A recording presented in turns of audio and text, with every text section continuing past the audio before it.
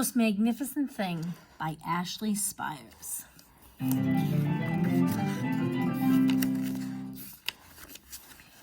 This is a regular girl and her best friend in the whole wide world. They do all kinds of things together. They race, they eat, they explore, they relax. She makes things, he unmakes things. One day, the girl had a wonderful idea. She was going to make the most magnificent thing. She knows just how it will look. She just knows how it will work. All she has to do is make it, and she makes things all the time. Easy peasy. First, she hires an assistant. Now they gather their supplies, they set up somewhere out of the way, and get to work. The girl tinkers and hammers and measures, while her assistant pounces and grows and chews.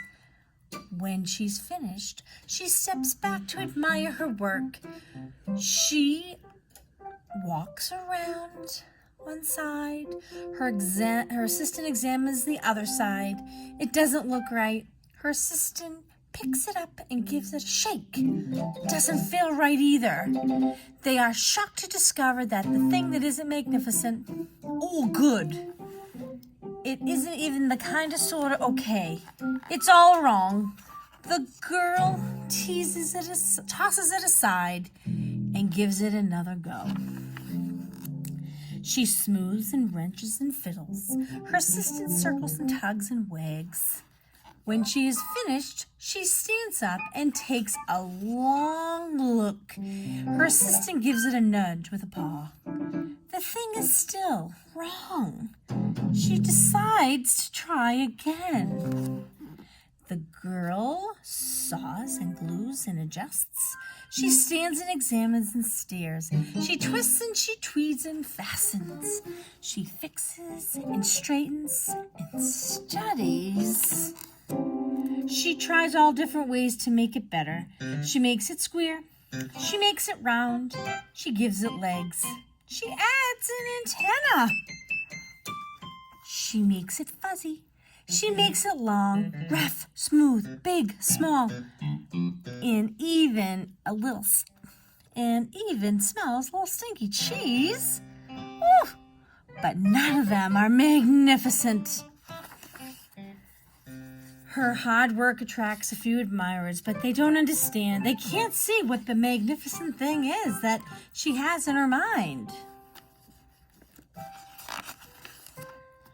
The angrier she gets, the faster she works. She smashes pieces into shape. She jams parts together. She pummels the little bits.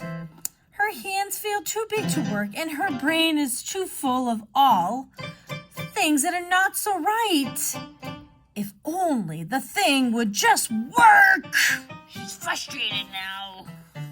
Crunch! The pain starts in her fingers. It rushes up to her brain, and she explodes.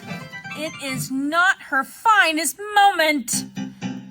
We all have those kind of moments. I'm no good at this. I quit.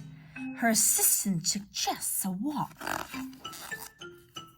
It's not much help at first, but before long, she starts to feel different. Bit by bit, the mat gets pushed out of her head. As they stroll along, she comes across the first ring wrong, the first thing she made. The bad feelings are all about to start all over again. Then she noticed something surprising. There are all the same parts of all the wrong things that are all regularly quite right. The bolts are on one, the shape of another, the wheel to the seat ratio of the next. There are all sorts of parts that she likes.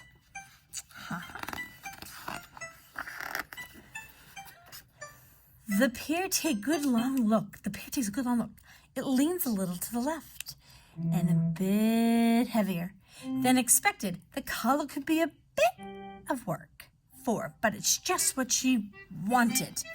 They climb aboard and they take it for a spin. They are not disappointed.